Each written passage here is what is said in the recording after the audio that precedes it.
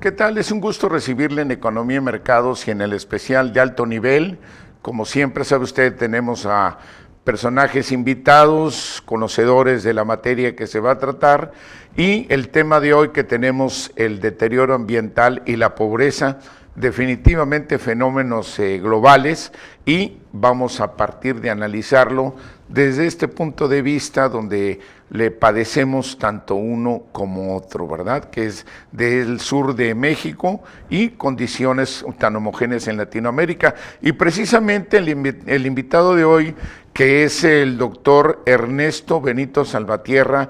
Él es un investigador del Colegio de la Frontera Sur que tiene pues una trayectoria interesante, muy homogénea en la parte latinoamericana. Él ha estado en universidades de varios estados de Centroamérica y ha estado también en nuestra máxima casa de estudios, la UNAM aquí en México, y también pues en la parte de Chiapas en la Universidad Autónoma. Y realmente es una gente que llega a nivel terreno, como le llamamos, los que se empolvan los zapatos, además de utilizar el intelecto. Tenemos varios años de conocerlo, sabemos el sentido objetivo de que tiene para ver el bienestar realmente en el sentido de mejora para la sociedad, y como siempre llamándole a las cosas por su nombre, porque para que podamos enfrentar un problema es igual que una enfermedad. No podemos llamarle de una manera diferente y pensar que con eso se va a curar. Hay que ver exactamente cuál es la enfermedad, llamarla por su nombre y precisamente atacarle de esa manera para que el organismo pueda estar mejor, igual es al organismo social. Así es que me da muchísimo gusto, doctor Ernesto Salvatierra, tenerte en el programa. Gracias por acompañarnos, gracias por darte el espacio y compartir tu experiencia. Buenos días a toda tu audiencia. Buenos días, Rafael, por la invitación. Muchas gracias. Voy a tratar de ligar estos dos conceptos que son el eje central del evento sobre deterioro ambiental y pobreza. Mi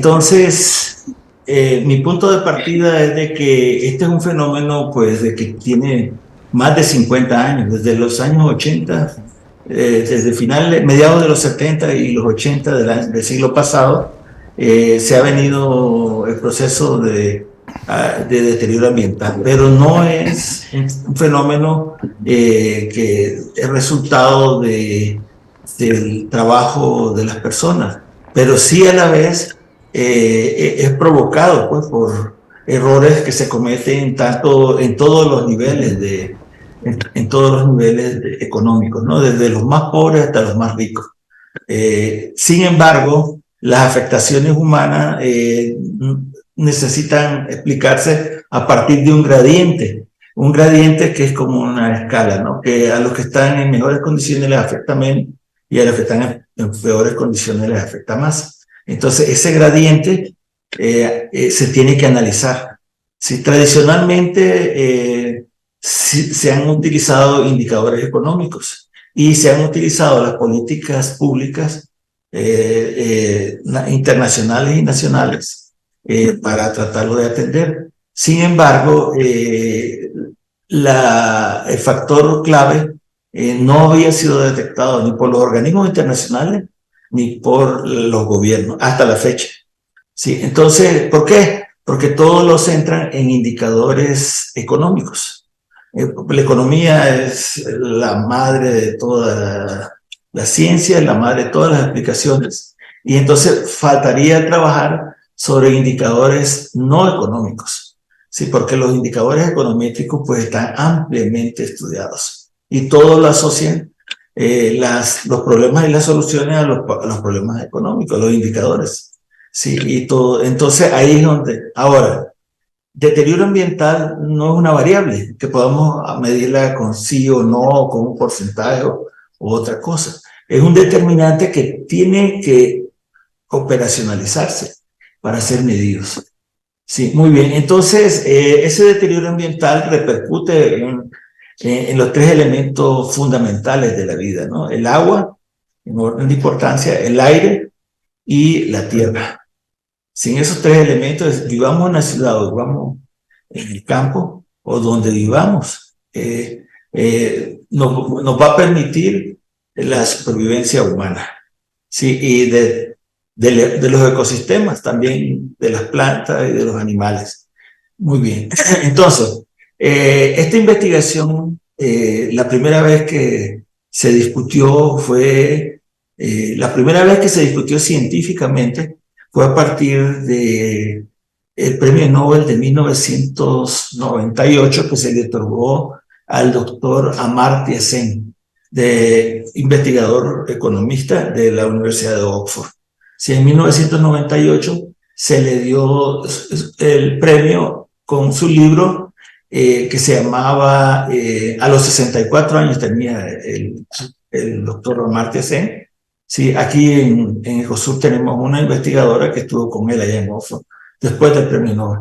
Su título era El hambre en el mundo y su relación con la democracia y la satisfacción de las necesidades básicas de los seres humanos. Entonces, a partir de eso, es que en México, Miguel de la Madrid, antes de Carlos Salinas de Gortari, manda a elaborar unos documentos que le llamó Necesidades Esenciales en México. Sí, y entonces ese fue como el punto de partida de las problemáticas que todavía en el 2022 o 2023, llamemos, si hacemos el corte a diciembre del año pasado, al 2022, persiste. ¿Sí? A pesar de que afortunadamente se está haciendo mayor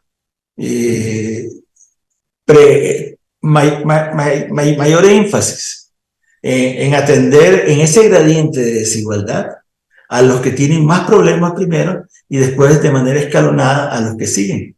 ¿Sí? ¿Por qué? Porque antes de lo que le llaman transformación, ese gradiente era horizontal y era una política pública, era como la lluvia, que a todos nos llegaban los recursos, poquitos, pero a todos.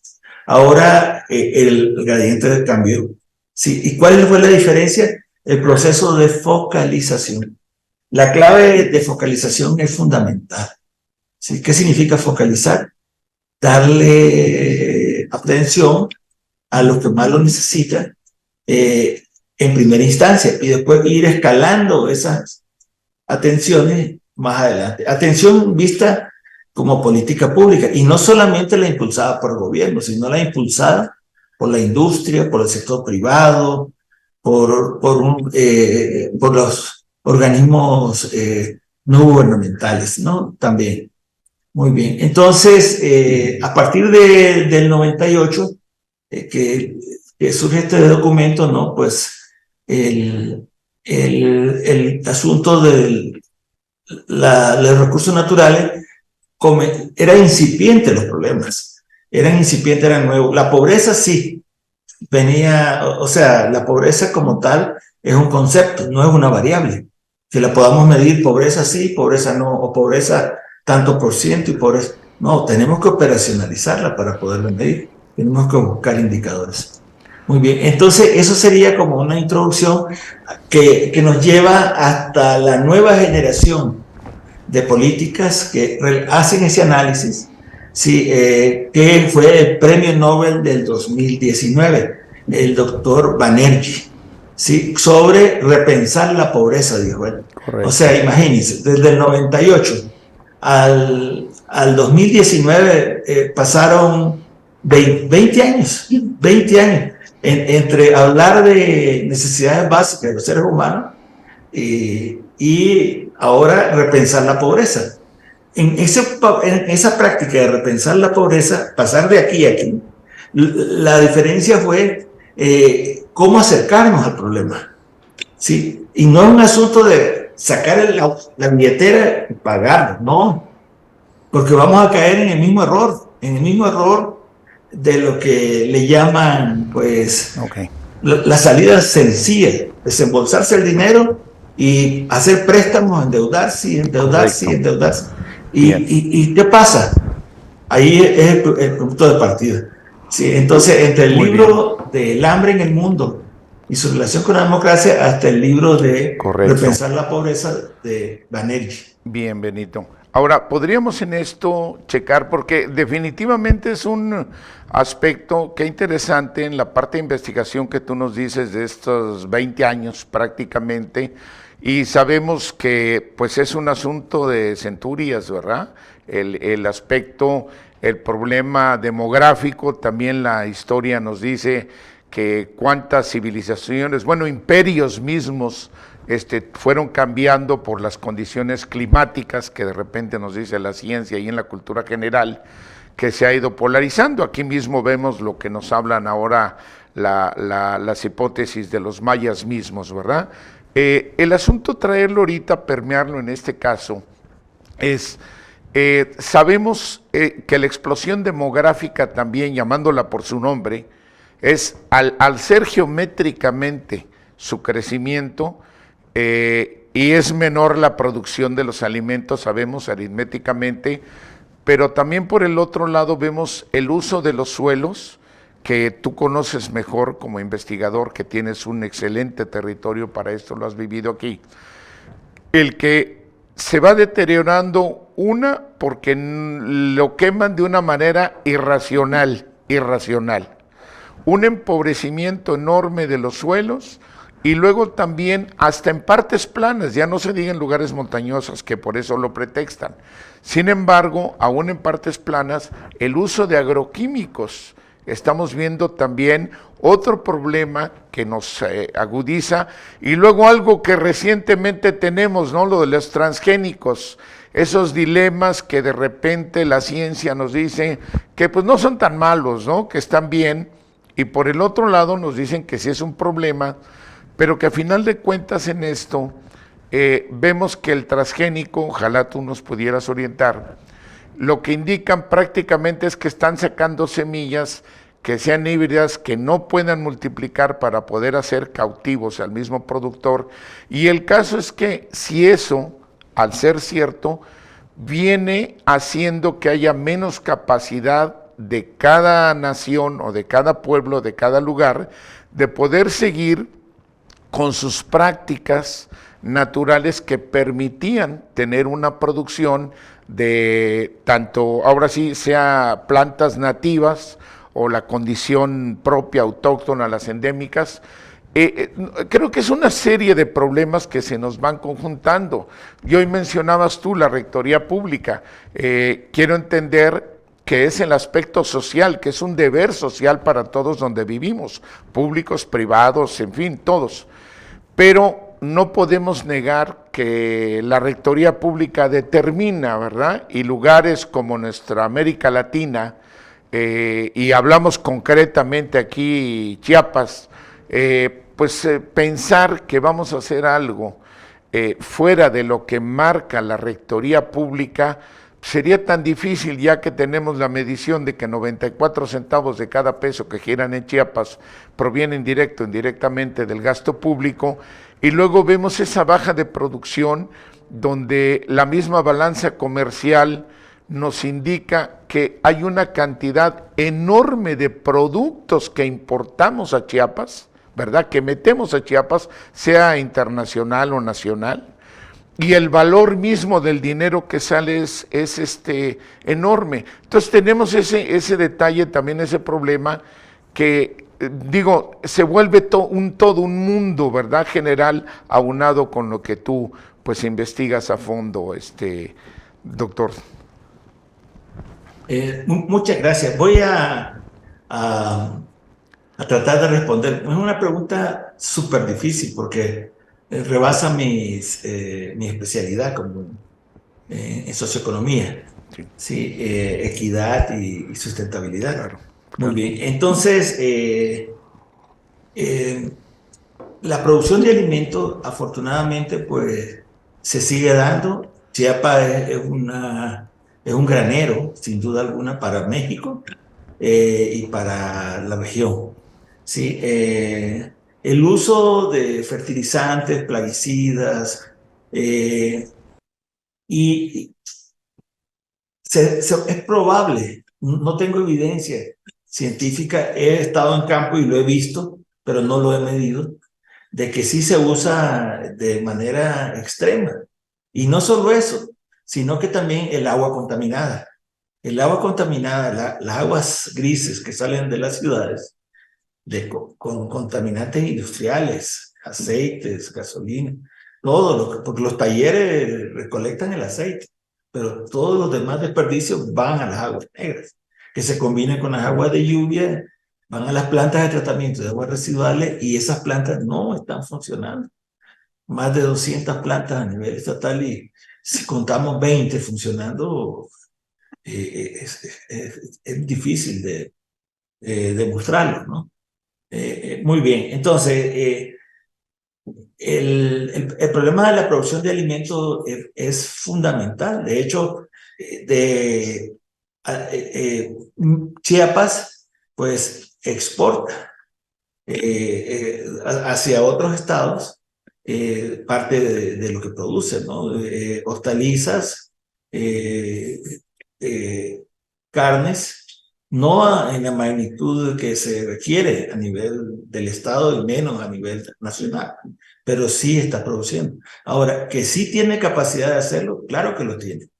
Sí, pero sin embargo, se requiere que no solo esté el Estado detrás de eso, sino que tenga organizaciones de productores, organizaciones de ganaderos, organizaciones, o sea, el sector privado necesita también alinearse a ese asunto y dialogar entre ellos primeramente, ponerse de acuerdo ellos y después dialogar con el Estado, con las secretarías de Estado que correspondan. Muy bien, entonces, el problema está en que lo que les decía, que esto no es un asunto económico. O sea, no lo podemos medir diciendo el ingreso per cápita, aumento del Producto Interno Bruto, ¿sí? Ingresos a partir de exportaciones, porque sí se hacen exportaciones. Desde el Soconusco, pues, sale todo tipo de productos agropecuarios y más agrícolas, el plátano, el, el, el, el queso, limón, el mango, y podríamos muchísimo más, el atún. Ahí el Soconusco realmente es la zona más económicamente más importante. Entonces, para tratar de sintetizar, los científicos han promovido una política que está en una fase, llamémosle, experimental acerca de la agroecología. Así que es una opción de qué producir alimentos con la mayor cantidad de productos tóxicos, de fertilizantes o plaguicidas, que todo se haga al natural. Sin embargo, los volúmenes de producción que alcanzan ellos, pues habría que analizarlo experimentalmente si cubrirían o no las necesidades de todo. Tal vez cubren las necesidades de una comunidad o de un lugar, pero si ya queremos, por ejemplo, atender las únicas dos plantas que tenemos de soya y las únicas dos plantas que tenemos de maíz, de maseca, que están una aquí en Cozocuautla, de Espinosa y otra en Guadalajara. Y las plantas de soya están una en Tapachula y otra en Tijuana. Sí, y esas plantas agarran la soya, la procesan y la exportan a las regiones de Asia, ¿no? Entonces, esa se consume mucho. Y en eso, Entonces, perdón, y si me permites ahí, Benito, qué bien que mencionas esto, doctor. Aquí sería muy importante mencionar eso, lo que hoy decía, la salida de productos, ¿verdad? Que contra la entrada, la salida de estos productos no se traducen exactamente en una condición económica de mejora per cápita, lo que tú hoy mencionabas acertadamente. Lo del plátano es ejemplar, el trabajo en la producción, sobre todo el Soconusco, por supuesto, la soya, lo que tú manejas bien, una parte ahí lo del azúcar, pero aquí estamos viendo la salida o el maíz que tú comentas muy bien, que dicen que es la segunda planta más empobrecedora de los nutrientes del suelo. La condición es que los patrones de carencia alimentaria en Chiapas han aumentado. O sea, contrastadamente, tú tienes una gran experiencia porque llevas modelos muy específicos donde lo has podido comprobar. Entonces, esa producción aislada que tenemos, hay algo que sucede aquí, es lo que yo digo, la economía mixta. Si no hay una rectoría en una parte donde el sector público es más grande, más dominante su campo de acción, como es el caso de Chiapas, pero no se traduce en liderar, en inducir, en favorecer para que haya una generación de la producción, ya no quiero irme a la productividad, que empiece la producción y que pudiera permear, porque por ejemplo, hablamos el Soconusco, es cierto, pero si hablamos la región Valles de Chiapas, tú conoces muy bien el estado, la parte región Istmo-Costa, Barriaga, Tonalá, es bajo, si nos vamos a la zona de Ostoacán, Pichucalco, o sea, tenemos condiciones muy bajas, o si nos vamos a la zona de la frontera, más allá arriba de donde tú te encuentras, vemos que realmente están fuera, son focalizados esos puntos, o llegamos aquí al centro, a la capital, donde prácticamente pues no hay más producción que la administración y los aspectos de servicios. Entonces, si tenemos esos factores que tienen un problema de la alimentación, y vemos ahorita recientemente, dicho por datos del propio gobierno federal, que casi en un 14%, estos son datos contemporáneos muy recientes, 14% del área sembrada y cosechada de Chiapas ha disminuido. Entonces, exactamente va contrario a lo que tendría que ser. Aquí lo que sería muy importante ver, sobre todo en tu experiencia, en esos modelos que has trabajado muy bien, esos factores de la carencia alimentaria, ¿no? De los problemas alimentarios y pues ya no se diga la condición adquisitiva, entrando en una economía permisible, ¿verdad? En una economía realista, doctor Salvatierra, adelante. Sí, muchas gracias, Rafael. Eh, Entramos ahora tratando de responder a las preguntas que me estás haciendo. Entraríamos a un par de conceptos que van de la mano y que Chiapas requiere fortalecerlo. Uno es el de lo que es la soberanía alimentaria y otro es la seguridad alimentaria. Ese es el punto de partida. ¿Cómo garantizar eso? Porque tenemos tierra, sí tenemos. Se ha perdido el 14% de los terrenos de cultivo, pero eso se puede recuperar y se pueden aumentar. Tú mencionas las regiones de cultivo intensivo, sí, toda la región comiteca. En todo, el estado tiene 15 regiones y en cada región hay sus actividades económicas muy importantes. Sí, unas que están orientadas al consumo y autoconsumo y otras que están orientadas a sacarlas para que haya ingresos. Ingresos. Sin embargo, el problema de los ingresos, por ejemplo, me llama la atención el café. Yo hablaba hace muchos años con un colega dueño de la finca Perú París. Tal vez lo conoces tú, no sé si me puedas recordar su nombre. Y Perú París, Eduardo Bracamontes. Eduardo Bracamontes, y me decía que ellos se organizaban, que eran de 80 a 90 grandes fincas cafetaleras, ellos exportan. Sin embargo, todo el manejo administrativo de sus cuentas lo llevan en Monterrey. Entonces los impuestos y todo se pagan allá, no se pagan en Chiapas. Y eso puede estar pasando también con otros productos. Sí, muy bien. Entonces la soberanía alimentaria es la capacidad de que el Estado produzca al menos para Chiapas y para toda la región de su área de influencia, ¿no?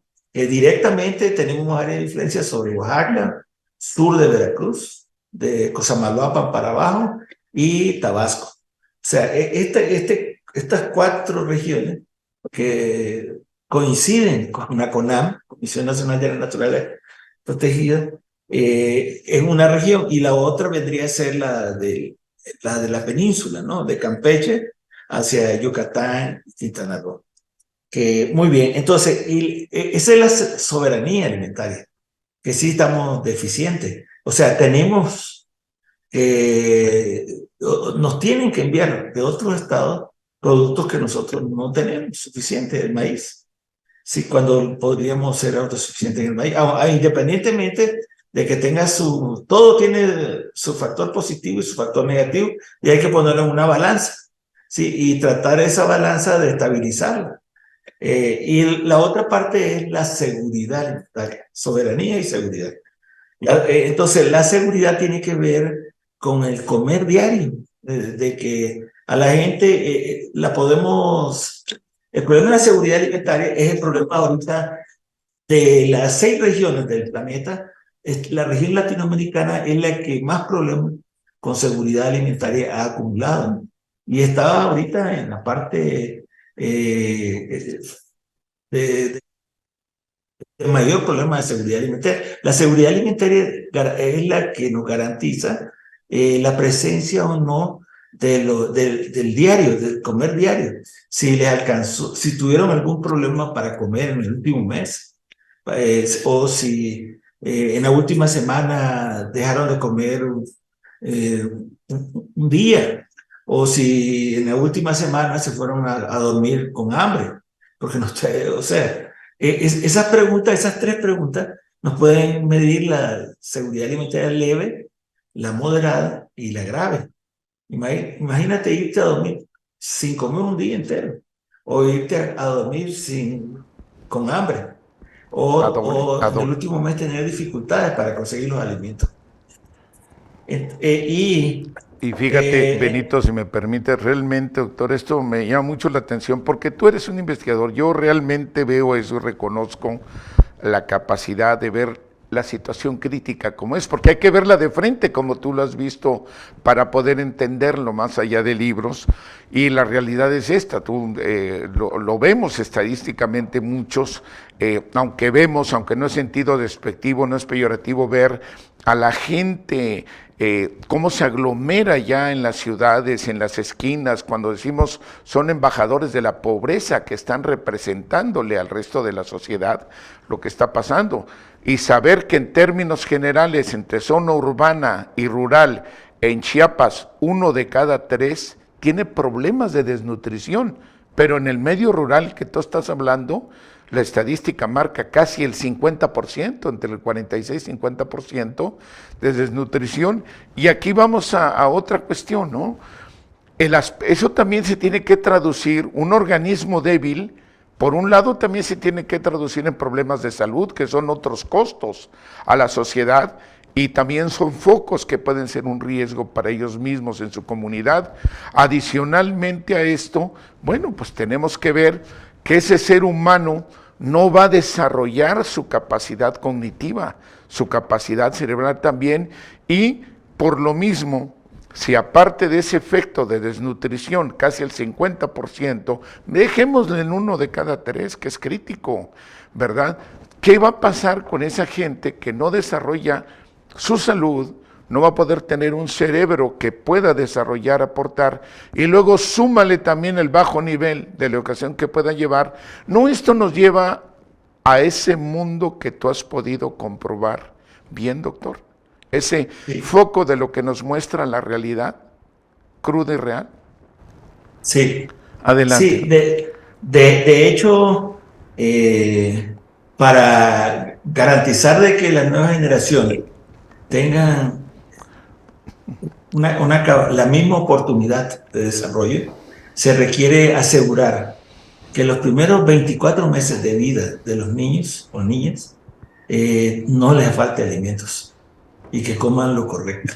Los primeros 24 meses, 2 años. Si llegan el primer año, tienes de 4 a 6 meses que le ayuda la leche materna, pero solamente los primeros 3 meses la leche materna es nutritiva, sí.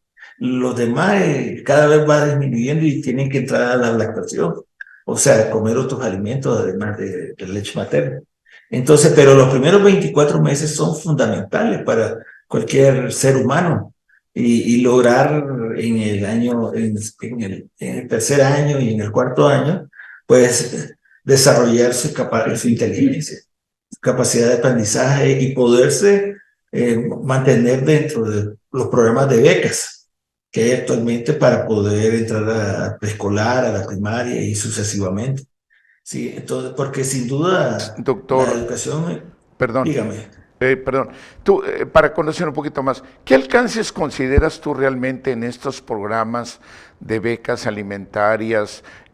Porque pues es algo que nosotros no vemos, ¿verdad? No vemos realmente traducido, pero pues a lo mejor están trabajando y como tú tienes la oportunidad de estar verdaderamente en lugares donde muy pocas gentes llegamos para verlo, el alcance real de estos programas contra la desnutrición, ¿cómo lo ves? Yo sé que tú eres un hombre objetivo, analítico, estamos despolitizados en todos los sentidos y es verlo con ese realismo, ¿verdad?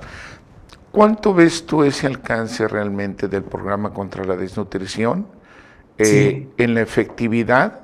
Porque por el otro lado también viene la posibilidad de la gente de poder adquirir, es tener y poder adquirir también sus necesidades, ¿no? muy bien. Este programa de combate a la inseguridad alimentaria, a la nutrición, data desde la revolución salinista, desde Carlos Salinas de Gortari. Él moderniza el Estado, ya diciéndole el Estado está muy obeso. La tercera parte de los trabajadores reciben el sueldo del Estado. Y entonces dice, no, vamos a privatizar todo lo que se pueda porque es más eficiente que el sector privado administre los recursos que nos lo hagamos en el Estado. Y entonces, a partir de eso, surge Prospera, después viene otro que se llama Oportunidades, después Progresa, después Cruzada Nacional contra el Hambre. Y la repercusión que ha tenido todos esos programas juntos, 30 y tantos años, 6 por 4, 24, 30 años, incluyendo hasta 2018, vamos a poner. No quiero incluir este sexenio porque está en un proceso que no se ha evaluado. Esa parte no se ha evaluado.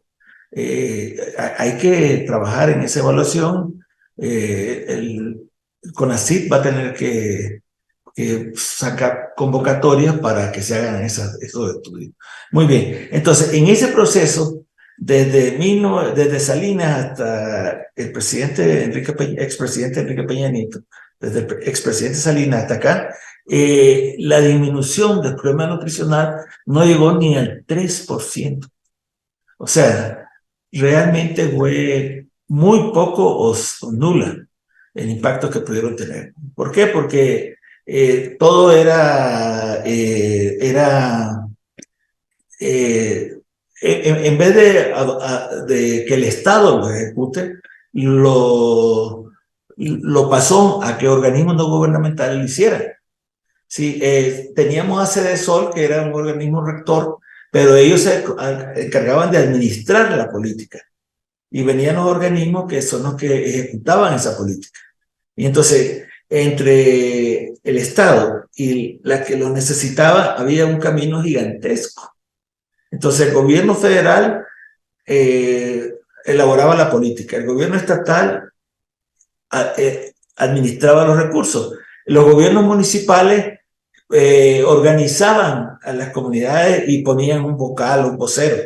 En nivel municipal, que generalmente era muy cercano al presidente, y a nivel de comunitaria era otra vocal que también era muy cercana a las autoridades de la gente municipal. Entonces, todo ese proceso, esa burocratización de esos 3 pasos para llegar a los niños, se convirtieron en un hándicap, en una barrera para tener éxito. Entonces, programas como de desayunos escolares, llevar la despensa, lata de atún, todos los programas que hicieron, quería ser papá gobierno atendiéndolos a todos. Y ahí, ¿qué es lo que faltó? El eje central de lo que estoy investigando actualmente. Faltó tomar en cuenta los indicadores no económicos, las variables culturales. los indicadores, esos indicadores yo les llamo, a partir de un trabajo que hice con una organización no gubernamental internacional que se llama Trickle Up, Trickle-up al final, con un espacio. Entonces, se llama enfoque de graduación, es de los años 80. ¿Sí? Entonces, la pregunta que se hicieron ellos era si ese enfoque de graduación era o no culturalmente pertinente, porque ya se habían dado cuenta a partir de los estudios econométricos. Por cierto, el último lo voy a comentar, que lo hizo Escobar, lo publicó en el 2023, pero es un estudio del 2018 al 2021. Lo voy a comentar al final. Entonces, ¿qué es lo que pasa? Que todos los programas dicen, vamos a tomar en cuenta a las personas, pero no la tomaban en cuenta. Las personas se dedicaban a cumplir con una lista de requisitos que incluían aspectos de asistencia escolar, de asistencia a la clínica, de hacer 2, 3 actividades comunitarias, y a eso le llamamos en ciencia checklist o lista de pendientes. Ellos iban palomeando. Después de esa palomeada, ellos recibían un dinero por haberlo hecho, pero después venían organismos no gubernamentales que trataban de medir el estado nutricional de los niños, ¿no? Y en ese proceso de medir ese estado nutricional, pues cometían errores metodológicos, de que iban a las comunidades y los pesaban, los medían edad y sexo, sabían qué edad y sacaban los indicadores y decían, la nutrición va mejorando, la nutrición va empeorando. La Secretaría de Salud, el IMSS, el ISSSTE, también llevan indicadores nutricionales, pero la metodología que usan, ellos mismos te dicen, mira, yo no confío en los datos que tengo, no hemos estandarizado las básculas, no sabemos cómo están las cosas. Entonces, esas son medidas antropométricas, peso, talla, edad y sexo. Pero hay otras medidas biométricas, como la hemoglobina, que es una gotita de sangre que cuesta 10 pesos, 5 pesos, y que podemos medir con más exactitud, porque no es el peso del niño, sino es el nivel de hemoglobina que tiene el niño en esos glóbulos rojos. Muy bien, entonces sí tenemos que pasar a que sí, de la etapa de papá gobierno a la etapa de trabajar con la gente y que la gente dé su opinión. Ok. Correcto, muy bien medido. Y para seguir aprovechando en esto, pues es que vemos en este análisis correcto la necesidad de la salud, como tú estás ubicando, alimentos, salud, desarrollo, disponibilidad, condiciones auténticas, nos hace llegar siempre a pensar, como vamos viendo contemporáneamente, aunque como tú dices, en México creo que adolecemos de estadísticas actualizadas, porque eso es un mal, es una deficiencia o como le llamemos, que siempre andamos viviendo con datos muy históricos. Claro, ahorita podemos ver a 2022, afortunadamente ahí hurgándole, rasgándole, las situaciones que tiene uno que buscar en fuentes informativas del exterior. Tú lo sabes muy bien como investigador, para poder obtener estadísticas más actualizadas de nuestro propio país o de nuestro propio estado. Y aquí podríamos checar, creo que nos encontramos en una acostumbrada situación de declaraciones de cuentas alegres, enfrentada a esta realidad que nos estás exponiendo y que estamos viendo con números. Porque realmente siempre nos ponen, ¿no? La cuenta alegre, los programas estos, y cuando vienen a salir casi irrelevantes, como tú decías, al 3%, o lo que estamos hablando actualmente, el decrecimiento. Este decrecimiento está registrado en 2022. Estamos hablando reciente el decrecimiento de la superficie que ha bajado de siembra y de cosecha en Chiapas. Bueno, si a lo mejor no lo sacaron de 21 y lo pusieron en 22, está fresco, pero es una información que estamos obteniendo de fuentes externas. Sin embargo, se registra. Por el otro lado, pues hablamos que la cantidad de empresas que se abren aquí, la generación de empleos, porque sabemos que hay que tener también ingresos para poder comprar. Y hablamos de cientos de empresas y muchas cosas y focalizadas en una región. Bueno, desde ahí vemos que otras regiones están abandonadas. Pues de qué van a vivir las otras si su condición económica no les permite adquirir los satisfactores elementales siquiera, y hablemos de cabeceras municipales. Entonces también vamos a hablar por el otro lado.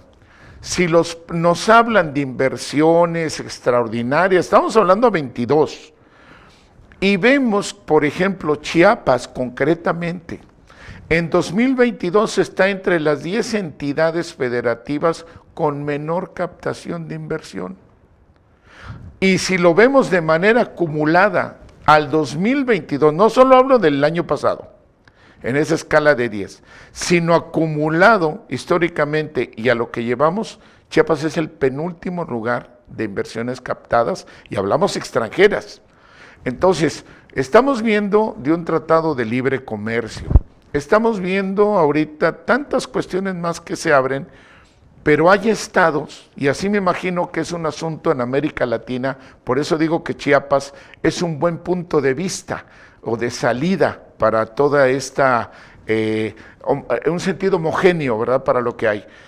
Vemos que no hay una equidad, no es un aspecto homogéneo, por supuesto, en el mosaico de la República Mexicana, porque si vemos hasta los instrumentos que han estado trabajando, es el centro, la Ciudad de México, el Estado de México, Jalisco, Nuevo León, Chihuahua, los que sustancialmente están teniendo un crecimiento. Qué bueno que lo tengan. Pero estamos otros, una gran mayoría de estados, que no estamos insertos en esa situación de desarrollo. Ahora va a cambiar un poquito con lo del transísmico, de acuerdo. La situación es lograr que todos esos aspectos que se hagan, así como el petróleo, ¿verdad?, como las refinerías, como la cuestión eléctrica, como el transísmico y el Maya, todas esas grandes obras, hay que lograr que se traduzcan en beneficios del país para algo que tú mencionaste muy bien y que lo retomo, para que se sumen a la soberanía nacional en su proporción, en su manera directa o indirecta, para captar mejores condiciones de bienestar que nos ayuden. Tanto la producción como la distribución, ¿verdad?, la comercialización y la obtención de recursos. Pero vemos la deficiencia que tenemos en el mismo punto de vista de la producción, porque la condición de Chiapas mismo, sabemos la autosuficiencia que bien mencionaste, eso me agrada mucho, ese ejemplo que nos diste a ver, la autosuficiencia y la soberanía. En las dos estamos viendo que hay una deficiencia, porque si hay aspectos de exportación muy grandes, porque si sustancialmente en materia económica es plátano y café, lo más relevante en Chiapas, pero no se traduce en eso, y vemos desnutrición, y vemos ese círculo vicioso. Yo creo que este sentido, ese trabajo de investigadores, como el caso tuyo, doctor Salvatierra, que están ahí, que lo viven, que lo hablan como es, tienen que ser más escuchados, aunque lo que expresen no sean palabras bonitas y cuentas alegres, tienen que ser escuchados para poder atender la enfermedad en la dimensión de su problema, doctor. Adelante. Sí, muy bien. Sin duda que la orientación de investigación del Departamento de Salud es salud, equidad y sustentabilidad. Entonces, esos son tres conceptos que se pueden hacer indicadores y que sin duda nos podrían medir avances o estancamientos o descensos, si fallamos en eso. Y eso está directamente relacionado con el tema de este análisis que estamos haciendo sobre deterioro ambiental y pobreza. Ahora, en el sexenio pasado se mandó a hacer un artículo, un análisis, y el título del artículo, seguramente ya lo leyeron en Chiapas, es ¿por qué Chiapas es pobre? Siendo que tenemos el capital ambiental, el capital territorial, el territorio, pues, para no ser pobres. Se produce energía eléctrica, se tiene tierras de cultivo, tenemos empresarios agropecuarios muy fuertes, sí, no solo los plataneros y los cafetaleros, sino también ganaderos, también productores de otro tipo de actividades, ¿no? La pescadería, los cultivos de peces en las represas son intensos y se exportan. Entonces tenemos de todo. Ahora, el deterioro ambiental, lo que le llamamos, sin duda alguna, a cualquier científico que le pregunte, dice, tiene orígenes humanos. Lo que estamos impactando el ambiente somos los seres humanos, ricos y pobres. ¿Sí? ¿Por qué? Porque los pobres,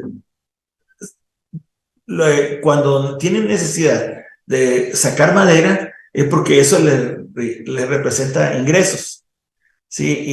Y entonces nosotros agarramos esa madera para construir casas, para construir muebles, para construir un montón de cosas. Si eso se hiciera de manera normatizada, una norma que, como se hace en otros países, Canadá, Corea del Sur y otros países, entonces probablemente tendríamos un poquito más o sea, el impacto ambiental sería menos dañino. Sí, muy bien. Ahora,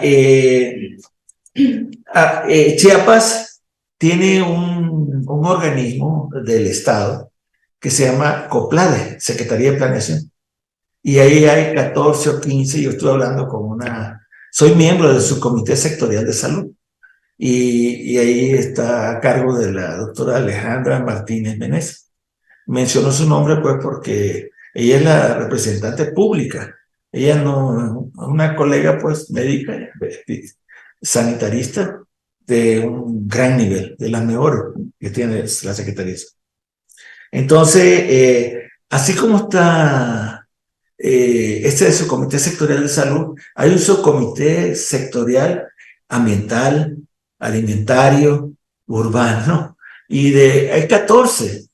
Y en esos subcomités es donde podrían llevarse los datos, el monitoreo de qué es lo que se va avanzando y qué es lo que no se va avanzando.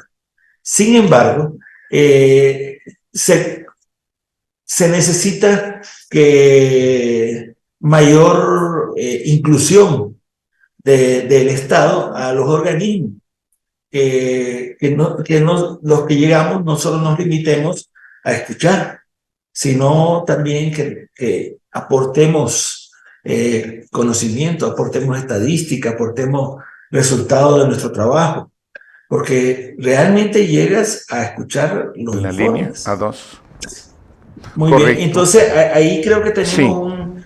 un área en donde podríamos hacer Sí. que el Estado se potencie y aproveche todas las capacidades que tenemos. Ahora, una moción ahí, Benito, mira, el COPLADE como tal, y hay gentes, como siempre digo, no todos, ahora sí, no todos somos iguales, ¿verdad? Ver las gentes como tú, como hombre de ciencia, de estudio, que te conozco, que tu propia expresión marca claramente el buen trabajo, la deferencia que haces hacia esta persona, no lo dudo. Claro que el COPLADE, pues es sui generis, ¿verdad? Tiene que llegar para dar. Mira, yo recuerdo hace décadas, en el COPLADE, yo tuve la oportunidad de asistir, todavía cuando existían estos cines aquí atrás de la catedral, o sea, ya llovió desde entonces. Y yo recuerdo concretamente porque de manera orgánica es muy bueno el Comité de Planeación para el Desarrollo del Estado. Y aparte que era el del Estado, también habían los COPLADEM, los municipales, ¿verdad? Los COPLADEM, en fin. Pero lo que sí noté, no sé, digo, ya tiene tiempo que no voy ahí, es la gran diferencia del caso tuyo, por ejemplo, que te conozco, la gente es como tú que llegan, de repente llega el representante de tal dependencia o de tal organismo privado que llegue y luego llega el representante del otro, luego llegó y la cuenta vuelve a iniciar porque cuando hay que tomar también ciertas decisiones, porque tiene su limitante, ¿no? Pero el caso de, ¿y ahora qué acuerdo? Pues voy a consultar y luego ya le checamos, ¿no? Me acuerdo, en aquel entonces eran reuniones mensuales, no sé ahorita cada cuánto tiempo, pero así se iba toda una administración pública, a lo mejor en 30 reuniones, porque luego se postergaba ya ves, son muy ocupados, ¿no? Nuestros funcionarios públicos, y de repente no, por una razón u otra se iba y de repente, a ver, la toma de decisiones, ya después de 3 meses, a ver qué hay, bueno, vamos a checar y vamos a ver con el secretario de tal lugar, porque hay unas plenarias, creo que hacen donde van los titulares y luego mandan a otras gentes. Conociendo eso poco, ¿verdad? Y viendo que hay una parte de credibilidad de trabajo, como es gente como tú, que te conozco, como gente que va ahí, pero yo sé que ojalá fuese homogéneo, que ese comité de planeación llegara y se vertiera por gentes como ustedes que valoran el conocimiento, pero el asunto es que se permee y que se traduzca en un plan de acción público para que realmente se puedan convertir o en acciones de programas o, ¿por qué no, hasta en legislaciones, doctor? Adelante. Sí, sí, sin duda que el Estado pues tendría ahí posibilidad de tener incidencia, porque gran parte del esfuerzo lo hacen internamente ellos. Sí, entonces no aprovechan todo el potencial que tenemos otras instituciones públicas y privadas, ¿no? Las universidades pues tienen un poder tremendo y no es aprovechado. Yo recuerdo que en uno de los sexenios se organizó por un presidente, la AID le llamaban, Agencias Integrales de Desarrollo. Y a cada institución de esas se le asignó 2 o 3 municipios de los 28 municipios más pobres del estado de Chiapas. Y entonces lo que hicimos, una de las agencias fue ECOSUR, y lo que nos tocó es hacer el plan integral de desarrollo a corto, mediano y largo plazo de los 2 o 3 o 1 municipios que nos tocaba. A nosotros nos tocó Yamula, Mitontic y Aldama. Sí, y hicimos nuestro plan y sí hubo cierta apego a esos planes. Eso sería tema de otro documento. Pero en el sexenio pasado se limitó a contratar a colegas externos de Chiapas, de otras instituciones nacionales e internacionales, en donde de una universidad de los Estados Unidos vino este señor Levy y hizo el artículo sobre por qué Chiapas es pobre. Y llegó a la conclusión de que era pobre porque en Chiapas solo nos dedicábamos a producir y no no se industrializaba la producción. Producíamos 50 toneladas de queso cada semana y eso se iban al food de Puebla. Sin valor agregado. Sin valor agregado. No se hacía industria. Seguimos igual en eso. Seguimos igual en eso. Doctor, realmente llegamos, se me fue como agua, ni cuenta me había dado hasta ahorita que me dice producción, se nos fue el tiempo, en verdad, en alto nivel. Espero que tengamos también tu expertise para enriquecernos en economía y mercados, doctor Salvatierra. De hecho, este programa únicamente es la expresión de gente tan experimentada en diferentes artes y ciencias, y como es en el caso tuyo también. Agradecerte realmente el tiempo que nos diste. Sé que hay muchísimo más de dónde ubicar y pues esperamos en otro programa tenerte y quisiera decirte unos 30 segundos, si algo me faltó que desees también decirnos, adelante doctor, y muchas gracias. Que sobre este tema de deterioro ambiental y pobreza, a finales del año pasado, inicios de este año, un colega de los Estados Unidos con apellidos latinos, de apellido Escobar, elaboró un libro con 9 artículos que tienen que ver con el asunto de esta relación.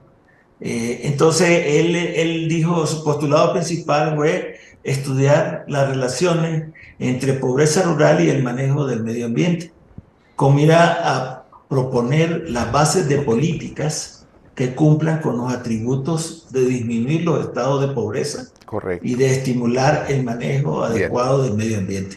Es 2023. Correcto. Sí, el libro se lo voy a compartir por si acaso alguien no quiere el link para consultar. Darlo. Muy bien. Sin embargo, ojo, es la pertinencia cultural de las políticas la que va a hacer la diferencia. Correcto. Tenemos que dar ese salto. Muy bien. Cambio. Doctor Ernesto Benito Salvatierra, gracias nuevamente por compartirnos su experiencia, sobre todo también gracias a usted. Ya ve que en el programa Economía y Mercados pues siempre invitamos gentes que le llama a las cosas por su nombre y ubican con esa decencia de la verdad, de la certeza y el conocimiento objetivo para que usted siempre tome la mejor decisión. Lo esperamos en Economía y Mercados y Alto Nivel para usted. Hasta pronto.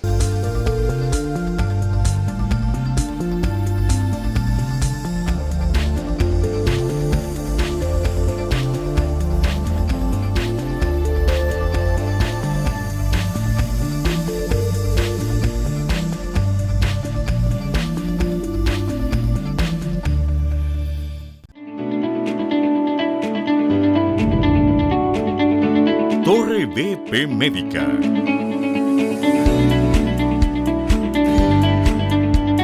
Consultorios con el mejor modelo de servicios incluidos, con el mejor precio.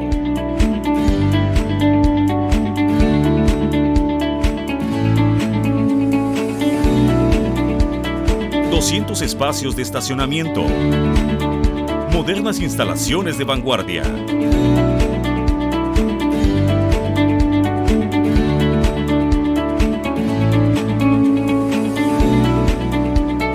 las mejores prestaciones de servicios. Ven y conócenos.